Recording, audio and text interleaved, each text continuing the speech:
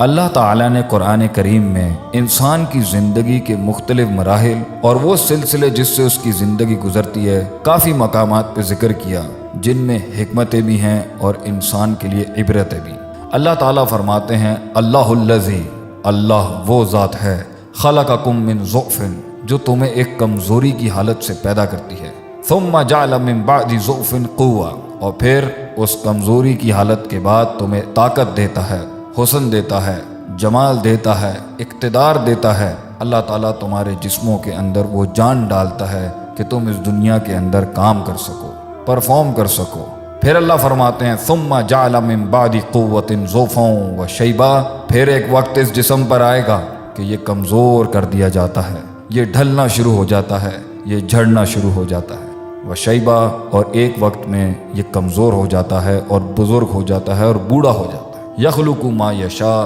اللہ جیسے چاہے پیدا کرتا ہے، وہو العلیم القدیر، اور وہ علم والا اور قدرت والا ہے۔ اللہ تعالیٰ انسان کو ان آیات میں یہ سمجھانا چاہتے ہیں کہ تیری زندگی کمزوریوں کا دور ہی ہے، تو پیدا بھی ایسے حقیر نطفے سے ہوا، تو اس کے بعد ایک اور کمزوری کی حالت میں جاتا ہے، پھر تو ماں کے رحم میں کمزوری میں ہوتا ہے، پھر تو اس دنیا میں پیدا ہونے کے بعد ایک کمزوری اور ضعف کی حالت میں ہوتا ہے۔ طاقت اور اقتدار، جسم میں قوت اور توانائی اور کچھ کرنے کا جذبہ کچھ ہی سالوں کا تجھے ملتا ہے، جس کے اندر اللہ چاہتے تھے کہ تو اس کی عبادت کرتا، اس کی فرما برداری کرتا، خواہشات کو ختم کر کے اپنی نفس سے لڑتا اور اپنے آپ کو ایک کامل انسان بناتا اور پھر اللہ کا ایک غلام بناتا۔ مگر انسان اپنے اس چھوٹے سے وقت کے اندر، جہاں اللہ فرماتے ہیں ثم جعل من بعد ضعف قوة، جب ہم اس کمزور اور ضعیف حالت کے بعد جو اس کا بچپن تھا، اس کے بعد اس کو جوانی دیتے ہیں اور قوت دیتے ہیں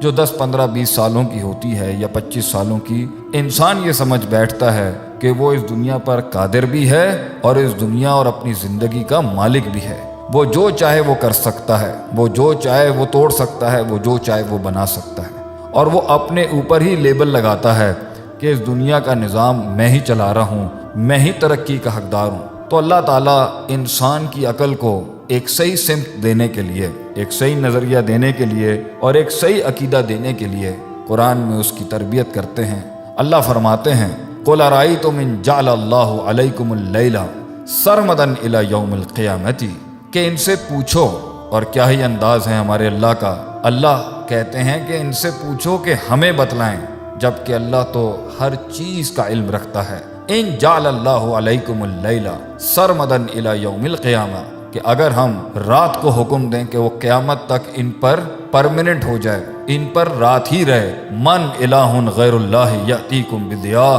تو کون ہے زمین و آسمانوں میں جو روشنیوں کی کرنیں تم تک لے کے آ جائے؟ افلا تسمعون، تو کیا پس تم کان نہیں لگاتے ہماری باتوں کو؟ دوسرا چیلنج اور دوسرا سوال اور دوسری نصیحت اور دوسری حکمت، قل ارائیتم، ان سے کہو کہ ہمیں بتلائیں، ان جعل اللہ علیکم النہار، کہ اللہ اگر دن کو حکم دے سرمدن الی یوم القیامہ، کہ وہ قیامت تک ان کے سروں پر دن ہی رہے، من الہ غیر اللہ، تو کون ہے اللہ کی ذات کے علاوہ، یاتیکم بلیل، جو ایسی رات لے آئے، تسکنون فیہ، جس میں تم سکون حاصل کرتے ہو، جس میں تم نیند حاصل کرتے ہو، اپنی تھکن کو آرام دیتے ہو، اپنے جسموں کو راحت دیتے ہو، وہ رات کون لے کے آئے گا؟ افلا تبصرون، تو کیا تمہیں دکھتا نہیں؟ کیا تمہیں دین اور اس زندگی کے مقصد کی بصیرت حاصل نہیں ہوتی کہ محض صرف عبث نہیں تھا کہ آئے، کھیل کود کیا، تفریح کی، ادھر وقت ضائع کیا، ادھر وقت ضائع کیا، اور پھر اینڈ کے اندر سوالوں کے ساتھ اور کھوئے ہوئے دلوں کے ساتھ بیٹھ جانا،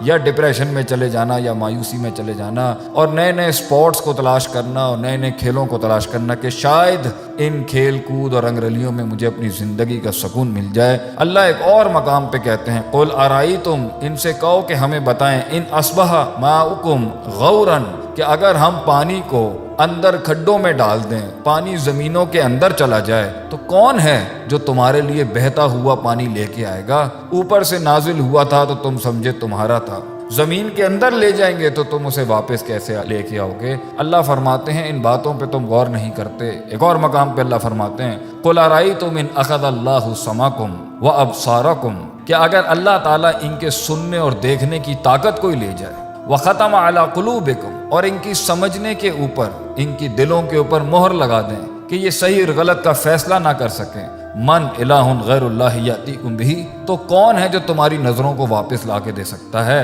तुम्हारे सुनने की ताकतों को कौन ला के दे सकता है? अगर अल्लाह तुम्हें बहरा बना दे, गूंगा बना दे, अंधा बना दे और तुम्हारे दिल और समझने की ताकत ही ख़त्म कर दे और तुम्हें पागल बना दे, कौन है अल्लाह के सिवा जो इन ताकतों को तुम्हारे पास वापस ला सकता है? बल्कि अल्लाह तो फरमाते हैं अम्मन युजीबुल मुस्तर्रा इज़ा दआहु, कौन है जो जवाब देता है उस बेकरार को जब वो तकलीफ़ में तड़पता है और हमें पुकारता है। इज़ा दआहु, जब वो याद करता है हमें, तस्बीहां पढ़ता है हमारी, जब जिंदगी तंग हो जाती है, आसमान ज़मीन उस पर गिर पड़ते हैं और साया भी साथ छोड़ के चला जाता है और तकलीफ़ों के अंबार और मौजें और तूफान उसका घेराव करके बैठे होते हैं। अब मैं युजीबुल मुस्तर्रा इज़ा दआहु, कौन है उस बेकरार की दुआओं को सुनने वाला? कौन सा दोस्त होता है, कौन सा रिश्तेदार होता है, कौन सी ताकत होती है, कौन सा बादशाह होता है? सिर्फ अल्लाह होता है। व यक्शिफु सुआ, और तकलीफ को उससे दूर कर सके। आ इलाहुम मा अल्लाह, अल्लाह के सिवा कौन इलाह हो सकता है? कलीलन मा तज़क्करून, कम ही हैं जो नसीहत हासिल करते हैं। इंसान को इस ज़िंदगी के अंदर खुशफहमी और किसी भी बदगुमानी के अंदर मुलव्विस नहीं होना चाहिए कि ये ज़िंदगी उसकी है, वो जैसे चाहेगा इसको चला लेगा, वो इस पर कादिर भी है, खालिक भी है, मालिक भी है और फातिर भी है इसका। नहीं, इंसान अल्लाह की मखलूक है, उसका ग़ुलाम है। उसकी इब्तिदा और उसकी इंतहा अल्लाह को ढूंढना और उसके आगे सर तस्लीम खम करना है। वरना अल्लाह ताला इंसान को मुख्तलिफ मकामात में बयान कर रहे हैं कि ये ज़िंदगी जिसका तू दावा करता है तेरी है, हम ऊपर से भी और नीचे से भी, दाएं से भी और बाएं से भी ऐसी तंग कर सकते हैं कि इंसान कहीं जा नहीं सकेगा। अल्लाह ताला हमें अपनी आफ़ियत और हिफाजत में रखे। आमीन या रब्बल आलमीन।